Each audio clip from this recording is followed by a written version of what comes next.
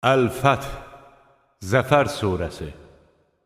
Mərhəmətli və rəhimli Allahın adı ilə. Həqiqətən biz sənə aydın bir qələbə verdik ki, Allah sənin əvvəlki və sonraki günahlarını bağışlasın. Sənə olan nemətini tamamlasın, səni düz yola yönəltsin və Allah sənə böyük bir qələbə ilə kömək etsin. Möminlərin imanı üstünə iman artırmaq üçün onların qəlbinə rahatlıq göndərən odur. Göylərin və yerin orduları Allahındır. Allah biləndir, müdrikdir. Bu ona görədir ki, Allah mömin kişiləri və mömin qadınları içində əbədi qalacaqları, ağacları altından çaylar axan cənnət bağlarına daxil etsin və onların günahlarından keçsin. Bu, Allah yanında böyük müvəffəqiyyətdir. Həm də ona görədir ki, Allah özü barəsində pis fikirdə olan münafiq kişi və münafiq qadınlara, müşrik kişi və müşrik qadınlara əzab versin. Onların pis niyyəti özlərini bəlaya salsın. Allahın onlara qəzəbi tutmuşdur.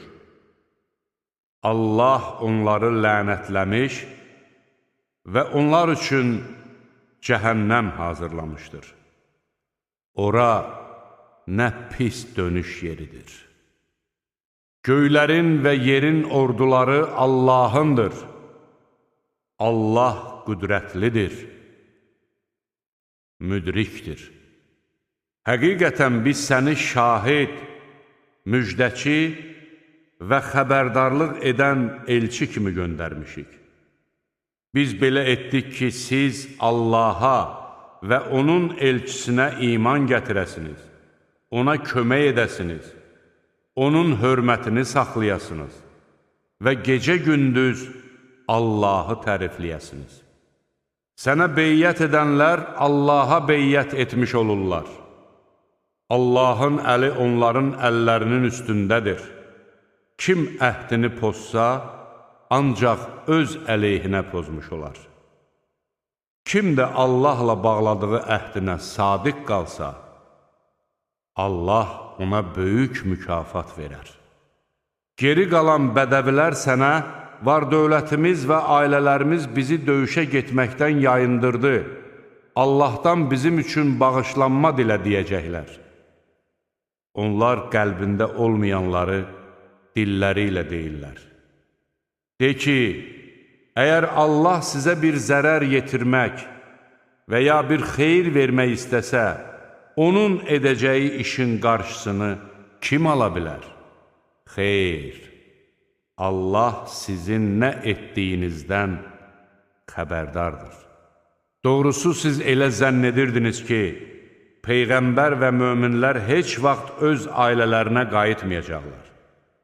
Bu, şeytan tərəfindən qəlbinizdə bəzədilmişdi. Siz pis fikrə düşüb, məhvə məhkum adamlar oldunuz. Kim Allaha və onun elçisinə iman gətirməzsə, bilsin ki, biz kafirlər üçün od hazırlamışıq. Göylərin və yerin hökmranlığı Allaha məxsusdur. O, istədiyini bağışlayır, istədiyinə də əzab verir. Allah bağışlayandır, rəhimlidir.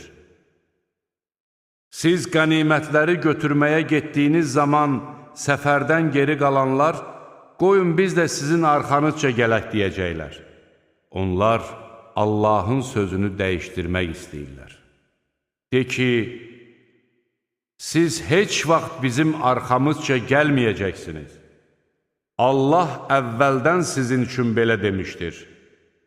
Onlar, xeyr, siz bizə həsəd aparırsınız deyəcəklər. Əksinə, onlar çox az anlayanlardır.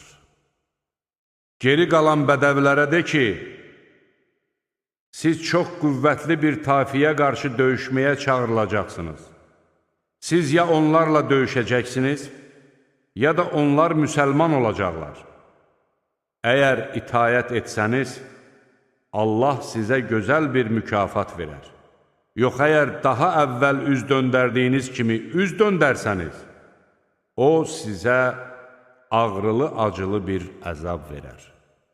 Döyüşə getməməkdə kora, çolağa, bir də xəstəyə günah yoxdur. Kim Allaha və onun elçisinə itayət etsə, Allah onu ağacları altından çaylar axan cənnət bağlarına daxil edər. Kim də üz döndərsə, ona ağrılı-acılı bir əzab verər. Möminlər Hüdeybiyyədə ağac altında sənə beyyət edərkən, Allah onlardan razı qaldı. Allah onların qəlbində olanı bildi. Onlara mənəvi rahatlıq nazil etdi və onları yaxın bir zəfərlə mükafatlandırdı. Üstəlik, alacaqları çoxlu qənimətə də müvəffəq etdi. Allah qüdrətlidir, müdrikdir. Allah sizə götürəcəyiniz çoxsaylı qənimətlər vəd etdi.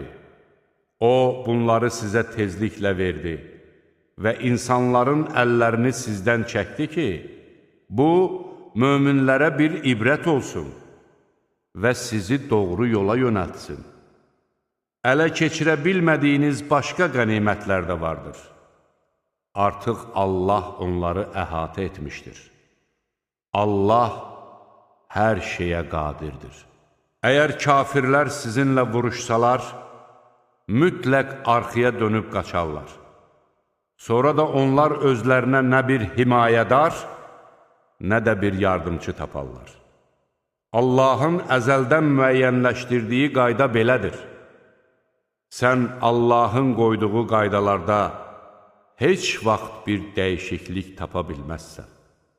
Sizi onların üzərində qələbə çalmağa müvəffəq etdikdən sonra, Məkkə vadisində onların əlini sizdən, sizin də əlinizi onlardan çəkən odur. Allah sizin nə etdiklərinizi görəndir. O kafirlər sizi Məscid-ül-Hərama buraxmayan və qurbanlıq heyvanlarını qurbangaha gedib çatmağa qoymayan kimsələrdir. Əgər Məkkədə tanımadığınız mömin kişiləri və mömin qadınları bilmədən tapdalayıb əzmək və onların ucbatından günaha batmaq təhlükəsi ilə qarşılaşmasaydınız, Allah ora zorla girməyinizə izin verərdi. Lakin Allah istədiyini öz mərhəmətinə qovuşdursun deyə buna izin vermədi. Əgər onlar bir-birindən seçilsəydilər, biz onlardan kafir olanlara ağrılı-acılı bir əzab verərdik. Kafirlər öz qəlbində təkəbbürlüyə, cahillik lovğalığına qapıldıqları zaman Allah öz elçisinə və möminlərə mənəvi rahatlıq nazil etdi və onlara təqva sözünü vacib buyurdu.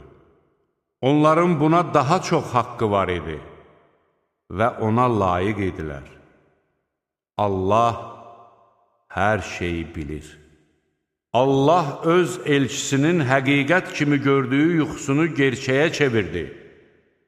Allah qoysa, siz əmin-amanlıqla başlarınızı qırxdırmış, bəzilərinizdə saçlarını qısaltmış halda və qorxmadan Məscid-ül-Hərama daxil olacaqsınız.